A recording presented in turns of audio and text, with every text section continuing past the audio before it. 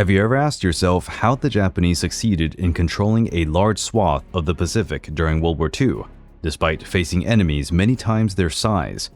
The Imperial Japanese Army, apart from the bravery of its soldiers, had modern weapons that tipped the balance of battle in their favor. Today's video reveals some of the weapons in the Japanese arsenal that were behind the Japanese conquest of the Far East. The Arisaka rifle was one of the most significant and iconic rifles Japan used during the first half of the 20th century, including the Second World War. It was named after its designer, Colonel Nariakira Arisaka, and the Type 38 was introduced in 1905. The rifle was comparatively small in relation to other rifles of the time. This gave it a lighter recoil, and it was easier to handle, particularly important for Japanese soldiers who, on average, were shorter in stature than their Western opponents. It was also known for its accuracy and reliability in harsh conditions. Its manufacturing quality was high, with painstaking details. This was the standard rifle of the Imperial Japanese Army during the Sino-Japanese Wars, the First World War, and the beginning of World War II. The Type 38 rifle was replaced in 1939 by the Type 99, designed to match the needs of a modern battlefield. The Type 99 was manufactured in copious quantities and in various versions during the war, including simplified models produced by the Innovate due to limited resources. The Nambu pistol is one of Japan's most unique firearms produced during the 20th century. Named after its designer, General Kijiro Nambu, this semi-automatic pistol was used by the Japanese armed forces prior to and during the Second World War. The Nambu was notable for its distinctive design and features. The Nambu pistol had two main models, the Type 14 and the Type 94. The former, introduced in 1925, was the most widespread and recognizable. The Type 94, launched in 1934, was smaller and had a slightly unique design. Most Nambu pistols used an 8x22mm Nambu cartridge, itself less powerful compared to contemporary European or American pistol ammunition. The Nambu was renowned for its elegant and ergonomic design, with a long, thin handle that fit nicely in the hand. It resembled the Luger P08 pistol, a clear influence on Nambu's design. The Japanese Type 100 submachine gun was the only mass-produced weapon of its kind in Japan during World War II. Brought into service in the late 1930s and introduced in 1942, the Type 100 was a Japanese effort to modernize its infantry weaponry to better match the Allied armed forces. Its introduction was a direct response to the efficiency of the submachine guns used by other nations in the conflict. The firing rate varied between versions, but was typically around 500 rounds per minute. The effective range was short, typical of submachine guns of the time. The weapon had a simple and sturdy design, featuring a long barrel and a wooden stock. The design simplicity was aimed at facilitating mass production and maintenance in field conditions. The Type 100 was first used in the Pacific Theater, where Japanese forces engaged in intense combat in jungles and on islands. It was especially suited to close range and close quarters combat. The Type 92 heavy machine gun was a key piece in the arsenal of the Imperial Japanese Army during World War II. It was first introduced in 1932 and was designed as the Japanese Army's main heavy machine gun, used for a wide range of roles, from defending positions to providing fire support for infantry attacks. The Type 92 used a 7.7mm Arisaka cartridge, a larger caliber compared to the light machine guns of the time, providing greater firepower. It worked with a tape feed system, allowing it to fire for longer times. It was air-cooled, making it lighter and more mobile than water-cooled machine guns. It was generally operated by a squad of 3 to 4 soldiers and mounted on a tripod, providing a wide firing arc and stability for continuous firing. The Type 92 machine gun had a significant role in Japanese combat strategies, offering vital support in many major battles.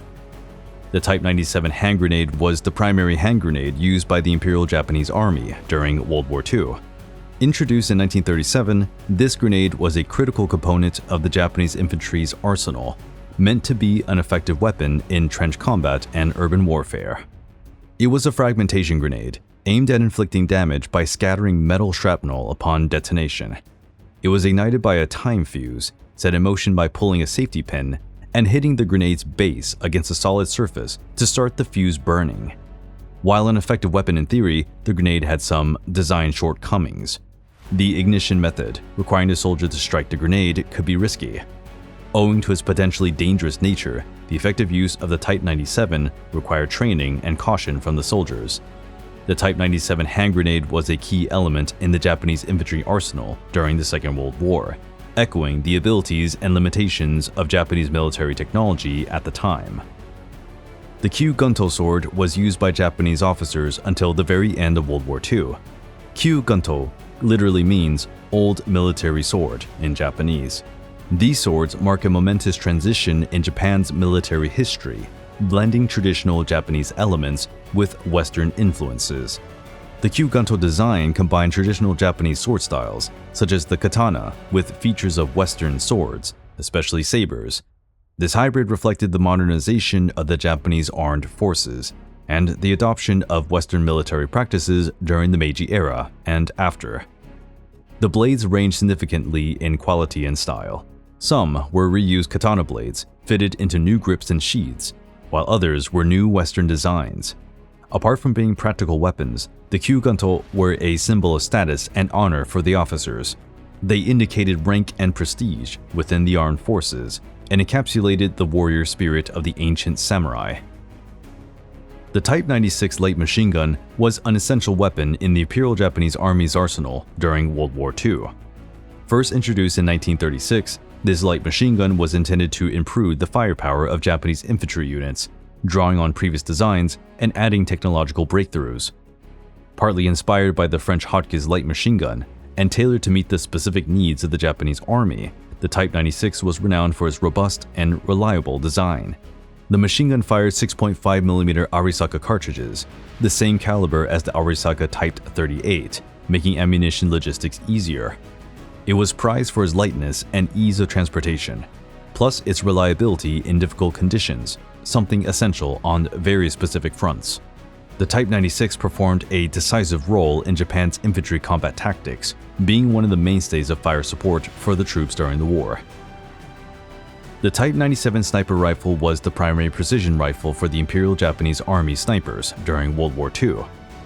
First introduced in 1937, the design was based on the Arisaka Type 38 rifle, but with specific changes for the long-range precision role, such as adding a telescopic sight, which generally had a 2.5x magnification. It also had a heavier barrel and trigger, adjusted to ensure greater accuracy in long-range shooting. The rifle used the same 6.5 Arisaka cartridge as the Type 38 rifle, renowned for its accuracy and flat trajectory. Like many other armies of the time, the Japanese military started to value snipers more as the war progressed, acknowledging their crucial role in specific combat situations, enabling them to invest significantly in training and improving their equipment. The Type 30 bayonet was the gold standard bayonet used by Japan's armed forces, particularly during World War II. First introduced in 1897, this bayonet was designed to be mounted on a variety of Japanese rifles, including the famous Arisaka rifles. The steel blade was straight, with a sharp single edge and a pointed tip. Its design was sturdy and effective for both lunges and slashes. The handle was usually wooden, with a metal crosspiece serving as a handguard. It came with a metal sheath to protect the blade and make it easier to carry. It was also used as a trench knife and as an all-purpose tool by Japanese soldiers.